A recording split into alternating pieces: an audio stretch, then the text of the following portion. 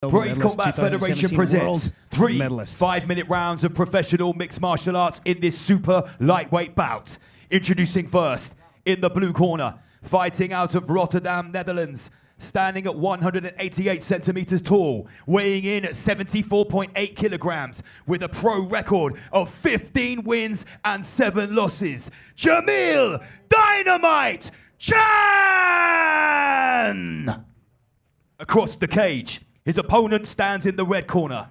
Fighting out of Belgium by way of Luxembourg, he stands at 175 centimeters tall. He weighs in at 75.1 kilograms with a pro record of 7 wins and 2 losses.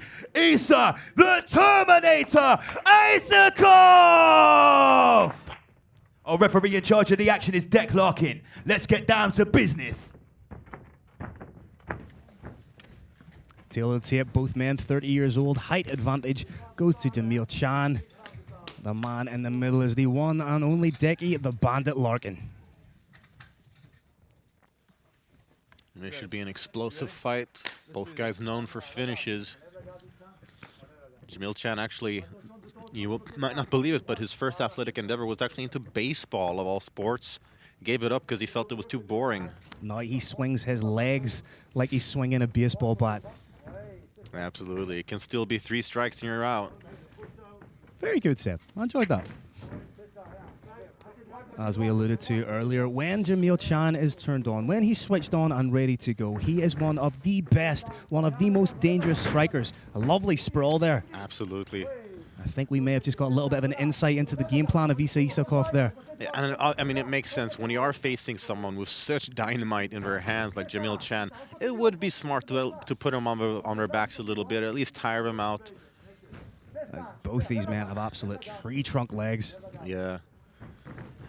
Chan in particular. Issa Isakov happy to skip inside the pocket momentarily, try and land his pot shots and get out, but a little bit of a smile on the face of Djamil Chan there. Yeah. Nice heavy wrestling. He's been a bit, I don't want to say dismissive, but he kind of feels like Issa Isakov, you know, that he might be a little bit overhyped. He says, you know, a lot of people are talking about him, but he says that he's seen everything before. Again, at 30 years old, with over 19 professional bouts and a multitude of K1 kickboxing and Muay Thai bouts, there's very, very few looks that Djamil Chan hasn't seen. Yeah, absolutely. I mean, he said of Issa Isakov, he says, I know his patterns. I don't underestimate him, but I have seen it before. And nice job getting out there. Looked like he may have been trying to set up the mounted triangle, was Issa Isakov, showing just how dangerous his submission game is. Of course, 3 wins by way of submission in his career. And Chan says that his favorite kickboxer is legend Gurkhan Saki,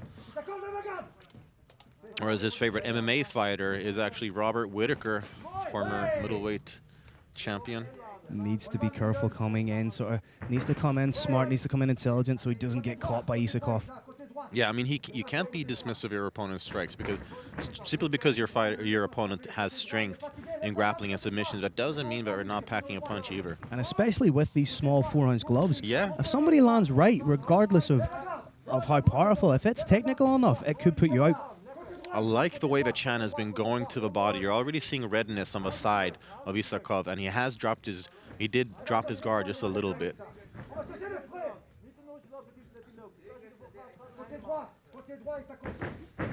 Again, nice brawl from Chan, but great follow-through from Isakov. Didn't give up on it the first attempt, but needs to be wary of a potential guillotine. Guillotine negated there by the side control. Chan needs to let go of that neck. Yeah. Reclaims half guard, very smartly done. Must also be said that Chan is not just a striker, but is also a purple belt in Brazilian Jiu-Jitsu, so does have that diversity in his game, and that's nice wrestling right there. Issa Isakov transitions into the parterre position, a great position to land some pot shots. But Chan, you know, keeping his cool. I mean, he has been doing a very good job defensively at getting out of these positions. And in the stand-up, I do definitely feel like he has been landing the harder shots. This is not a position he wants to be in, though. You can see Isakov now just wearing on Chan, trying to flatten him out, trying to force him to carry a little bit of weight. People don't realize that Isakov's first martial art was wrestling, originally born in the Republic of Dagestan. His father was his head wrestling coach, so he does have that extensive background to call upon. Wrestling in Dagestan? Never heard of it. Takes the almost momentary look like he was going to take the back. Lands in that full mount position.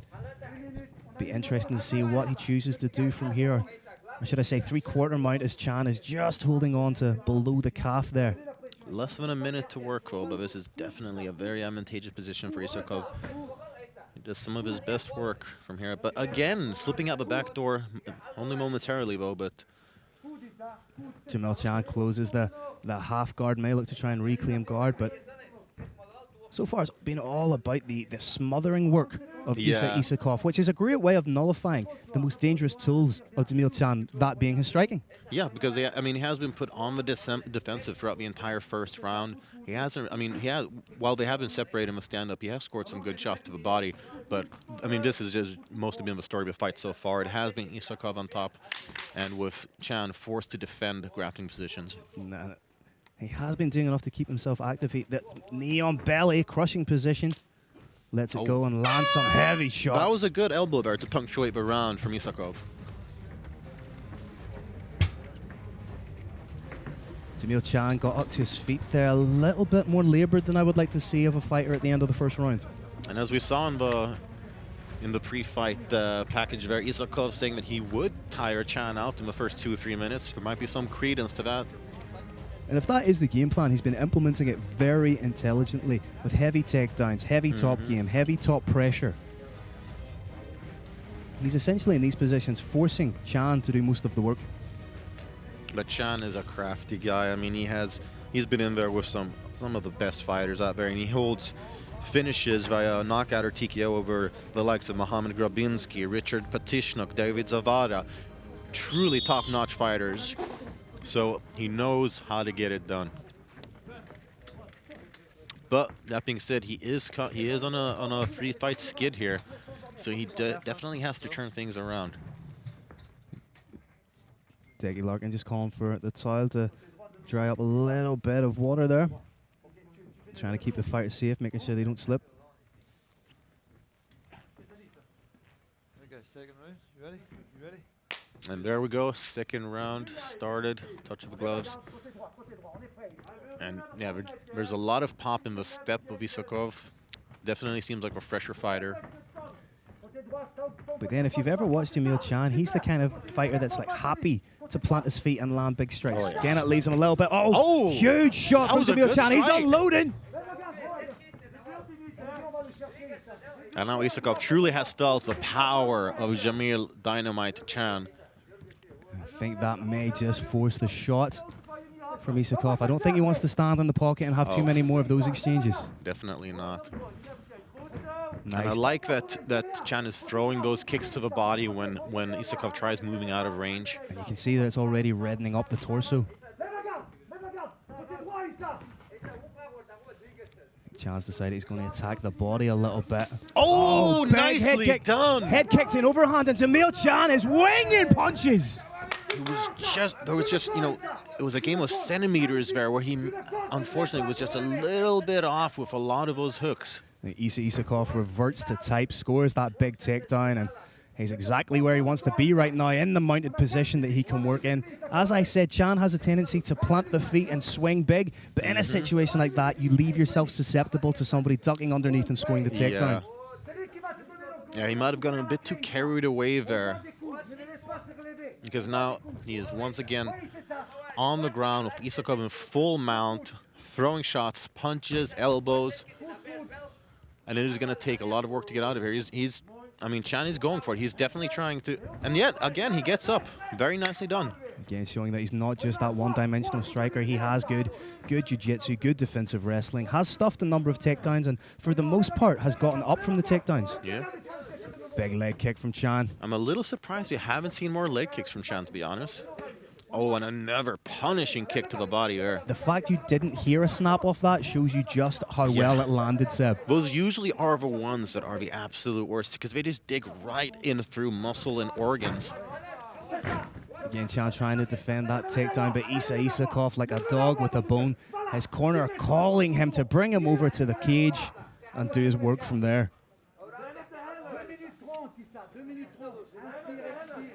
Issa trying to get that head underneath the chin. Methodical work here from Isakov. Really keeping his cool, slowly working his way over to positions he wants. But and he goes for an armbar. Again, trying to get that arm bar. That seems to be a go-to submission of his lately. Finishes off a position with some strikes. But again, well defended from Djamil Chan. Nice stiff jab from Isakov and end of the takedown, but good defense thus far from Djamil Chan. May try and disengage from this position.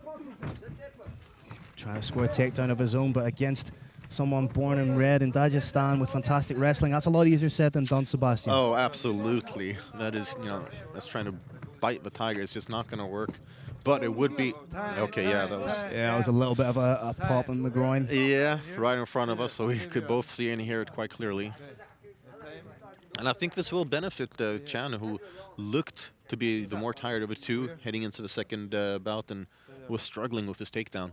Decky Larkin sending Issa Isakov to the neutral corner, and in a situation like this, Djamil Chan could employ a little bit of veteran savvy and avail of the full 5 minutes that he's entitled to in a situation like this. And I mean, I don't really know why. I mean, maybe it's a pride thing, a toughness thing, but most fighters will not take the full 5 minutes when they do absorb a strike between the legs, and there's nothing wrong with it. I mean, why not take the time you need to be the best possible fighter? And here you see just in that clinch, Djamil Chan happy to get right back at it. We had Isakov's corner calling for him to raise the guard a little bit, which he did. And the thing with Djamil Chan is, he's only ever one shot away from ending the fight. That's the kind of power, that's the kind of danger he possesses, and he's really working on the body here. Yeah. Oh, that was beautiful. Went body head, but it elicited the response that the corner of Issa Isakov wanted, that being the takedown. Both fighters just tough as nails, really, because Isakov has been taking some hard shots, but powers through them, gets top position. And on the other side of it, you got Djamil Chan, who's being thrown on his back time and time again. That is the times when he hasn't been able to sprawl and defend it. But so far, he's done a pretty good job at getting back up most of the time. Issa Isakov keeping the hips really low, forcing Chan to carry the weight of both of them like a centrifugal point right down the center of the body.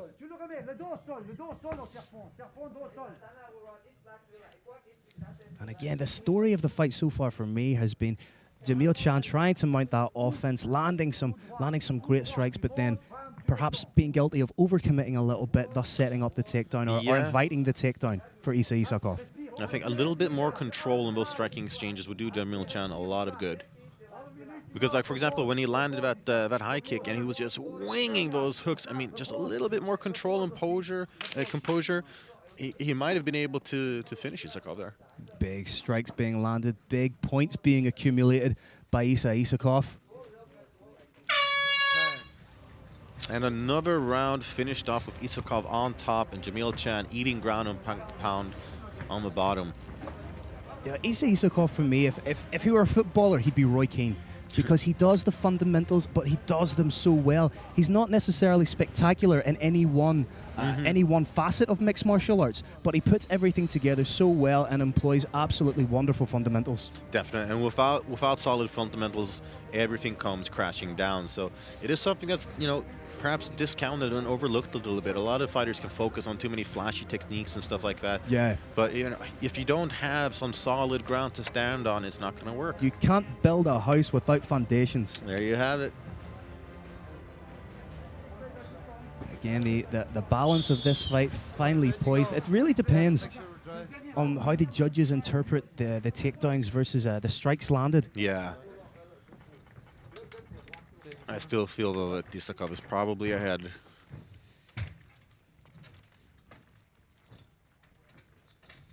Also seems to be the fresher fighter heading into the final round here, and there we go.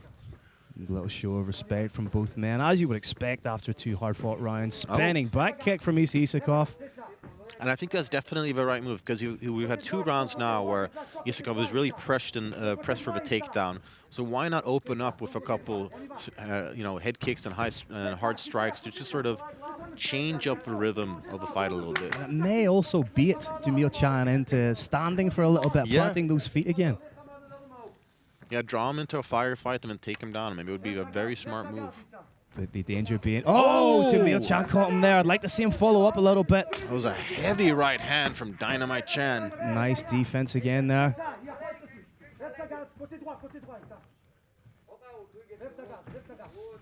This fight is so finely poised.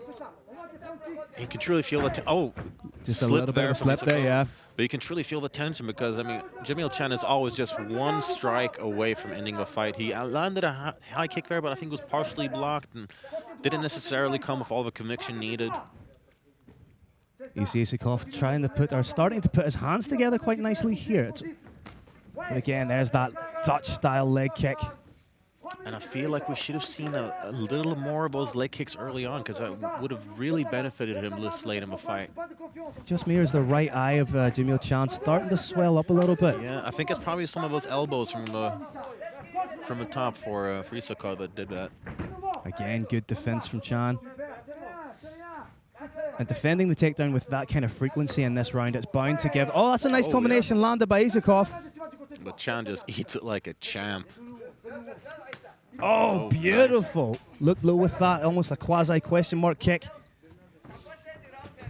Digs to the body. Trying to rip to the body. I think he may have momentarily taken a little bit of wind out of him there. Yeah, I think he needs to go for it here. Yeah, he's covering up a little bit on that side of the body. Again, working the body, but Issa Isakov, the story of this fight has been the strikes landed versus the instantaneous takedown to get himself out of danger from Isakov. Absolutely, Phil. And I think that Chan had a little moment there where he could have sort of run away with the fight, but I think he recognized the power of that strike a little bit too late, couldn't really capitalize. Isakov had enough time to sort of collect himself and recover. And now landing right into that side control position. Might work from here to just shimmy the hips over and go knee on belly. Well, potentially could take the back here. Yeah. I think that might be what he goes for. Has one hook in, but again, as we've said in previous fights, you transition from taking the back to mount. So for the guy on the bottom, it really is a pick your poison position. Yeah. I mean, and here we are again with Isakov in full mount, raining down elbows. Right in the corner of Djamil Chan. Trying to buck those hips and get out underneath the back. Great work from Chan. Nicely done, but he's got to go for it. Trying to defend that takedown. Doing all the right things by pushing down the head. Isakov recognizes it, switches, grabs the ankle. And a slightly frustrated look on the face of Djamil Chan at this stage. A bit dejected, and you know, I can understand it. He tried his best. He just gotten out of that position. Was starting to defend, but just didn't really do enough to stop from ending up on top. That was an Anderson Silva-esque knee to the body, I think that was.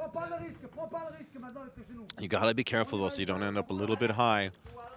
Again, he may just slide that knee down again. And you have to give credit to Djamil in this position. He does have the butterfly hook. He's constantly trying to work. As I say that, uses it to try and get up, but completely railroaded there. Yeah, like a leech. Isakov just stayed on him. And he's going to pull out the legs from under him there. Yeah, nicely done. Very smart work there from Issa Isakov, and a real workman-like performance from Isakov. Yeah, I mean, really just showing a very strong base of skills here. But look at the heart and will of Djamil Dynamite Chan, never out of a fight. And as you say, with 30 seconds left in the round, there's still scope for someone like Djamil Chan to do something big. Especially now we're separated. I mean, this is do or die. This is all or nothing for Djamil Chan. He can still land that knockout punch, but he looks tired though.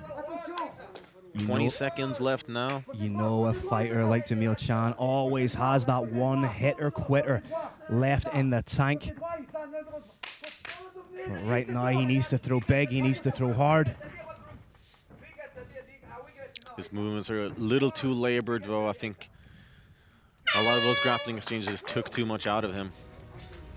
And if we look at that on the face of what we've seen on those 3 rounds, it really was a striker versus grappler confrontation. And, absolutely. And very intelligent work done by Issa Isakov. You have to give him credit for having a game plan, sticking to it, recognizes the strengths of his opponent, not being ego-driven and saying, okay, this guy's a great striker, I'm going to stand with him. I'm going to take the fight where I feel most comfortable, where I feel I can win the fight, and doing so expertly.